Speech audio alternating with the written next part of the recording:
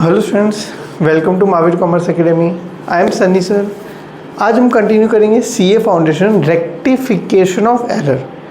आपके एग्ज़ाम का समय सितंबर 2024 में ये सम आपके एग्ज़ाम में आया था। ओके बच्चे लोग, pass necessary journal entry to rectify the following error using a suspense account. तो सबसे पहले पॉइंट नंबर 1 नोट करना है, ये नॉर्मल सम नहीं है, ये कौन सा सम है, सस्पेंस अकाउंट वाला सम है। सबको समझता है बच्चे लोग? हाँ के ना। पहला एंट्री,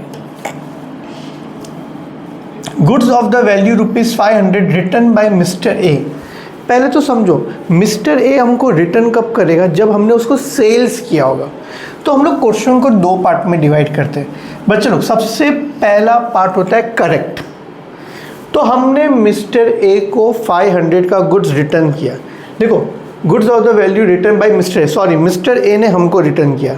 तो कहीं ना कहीं मैंने मिस्टर ए को सेल्स किया होगा। तो करेक्ट एंट्री क्या है? Mister A to sales. ये सेल्स की एंट्री है, हमको रिटर्न की एंट्री चाहिए। मिस्टर ए टू सेल्स का उल्टा क्या होगा? Sales return account debit to mister A. तो सबसे पहले क्वेश्चन का पहला पार्ट है correct. Goods of the value 500 return by mister A. हम मिस्टर ए हमको रिटर्न कब करेगा? जब हमने उसको सेल्स किया होगा। तो ये सेल्स रिटर्न की एंट्री है। तो मिस्टर ए टू सेल्स का उल्टा क्या होता है? Sales return account debit to mister A. देखो, एंट्री नंबर 1 करेक्ट। सबसे पहले मैं करेक्ट एंट्री में लिखूंगा sales return account debit to mister A account. Format क्या मेरा? Wrong entry, wrong reverse entry, correct entry, rectified entry. ये 4 कॉलम है। बराबर समझ रहा है मेरी बात? तो सबसे पहले, क्योंकि क्वेश्चन का पहला पार्ट है करेक्ट, इसलिए सबसे पहले मैं करेक्ट एंट्री पास करूंगा। लिखूंगा ऐसे, पर सबसे पहले कौन सी एंट्री पास करूंगा? Correct entry. सेल्स रिटर्न की एंट्री है sales return account debit to mister A. Question को हम लोग दो पार्ट में डिवाइड करेंगे। पहला पार्ट है करेक्ट, इसलिए सबसे पहले करेक्ट एंट्री आएगी।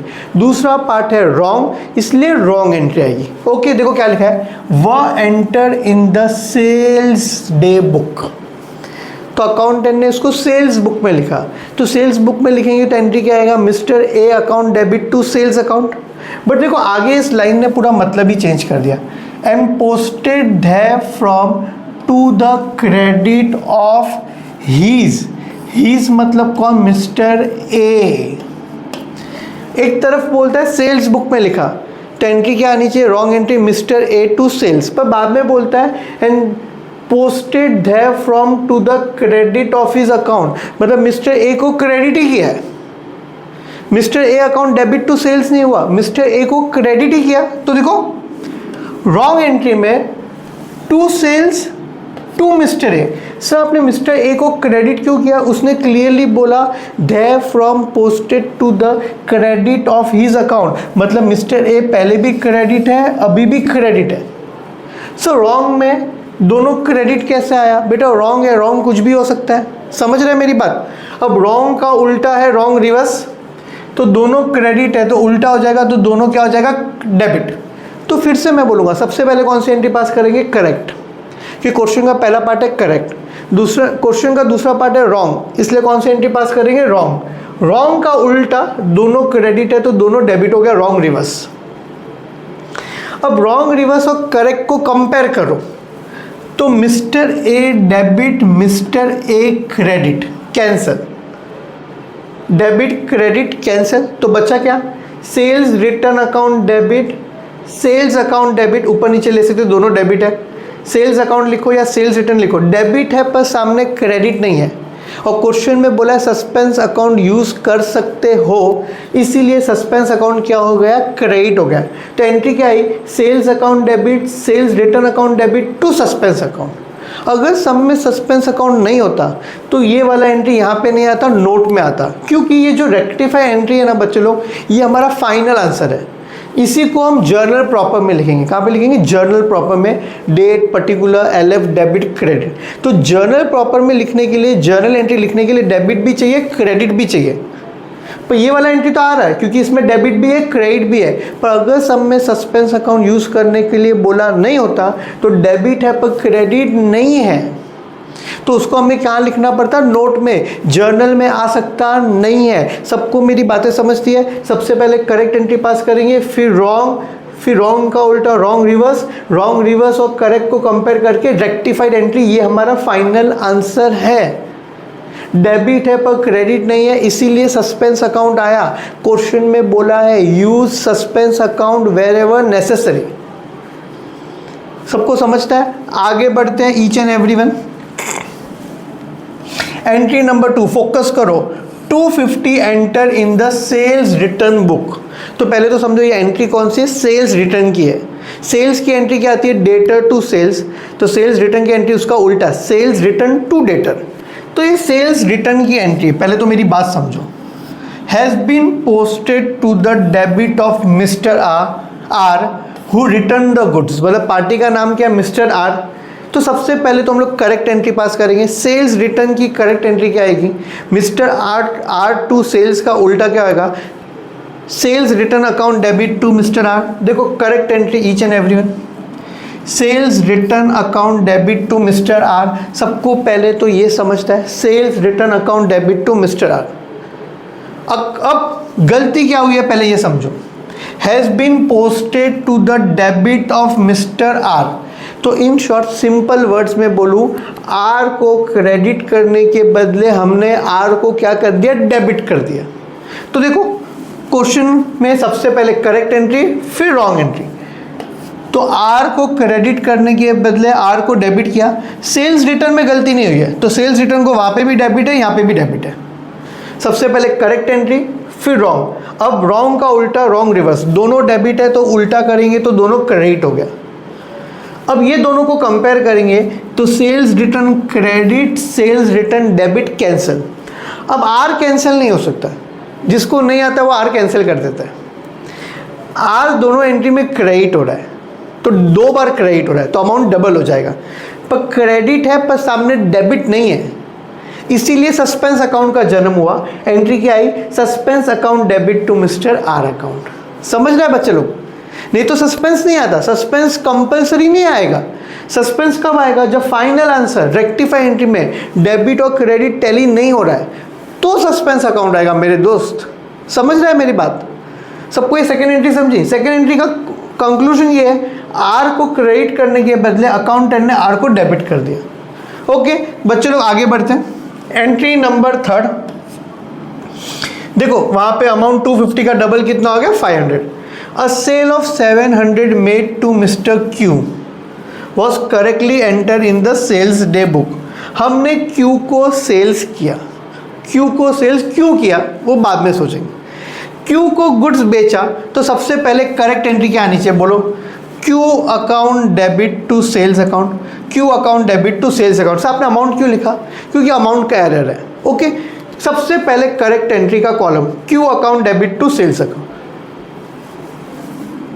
आगे बढ़ते हैं। But wrongly posted to the debit of mister S. अब देखो एरर इन नेम हुआ, क्यू को डेबिट करने के बदले एस को डेबिट किया, पहली गलती। और दूसरी गलती 70 से किया, तो 2 गलतियां हो गई।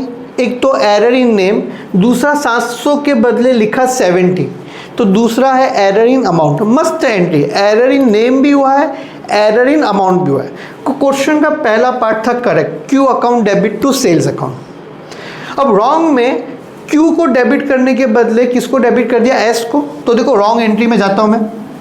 रॉन्ग में बच्चे लोग क्यू के बदले एस को डेबिट किया और अमाउंट भी गलत है, 700 के बदले 70।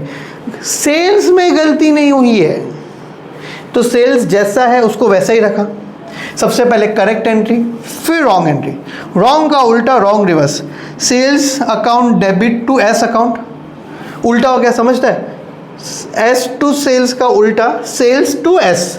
Wrong entry wrong reverse entry. अब ये दोनों को कंपेयर करो, सेल्स डेबिट और क्रेडिट कैंसिल हो रहा है। अब मेरी बात ध्यान से सुनना, क्यू डेबिट हो रहा है 700 से और एस क्रेडिट हो रहा है 70 से, तो डेबिट और क्रेडिट टैली नहीं हो रहा है, इसीलिए सस्पेंस अकाउंट का जन्म हुआ।